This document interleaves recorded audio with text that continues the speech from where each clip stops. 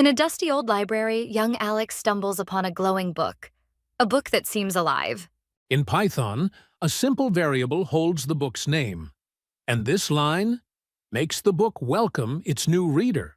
In Python, a simple variable holds. The librarian appears. She knows the book's language. With a whisper, the letters dance. This code reverses the word using Python's slicing. Say, spell : 1, magic. Decoded. Curious to try the code, a young hacker runs the script, and suddenly the numbers come alive. Using the time module, we pause the script. After 3 seconds, something strange appears. Even the robot with no voice before speaks its first word, thanks to the code within the book. Binary becomes text.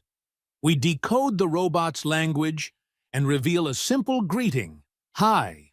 A shadowy figure appears to steal the book, but the Guardians wrote code long ago to protect it. With a simple condition, Python checks the passphrase. If wrong, the book locks itself forever. The book vanishes, leaving one final message: the journey of coding never ends.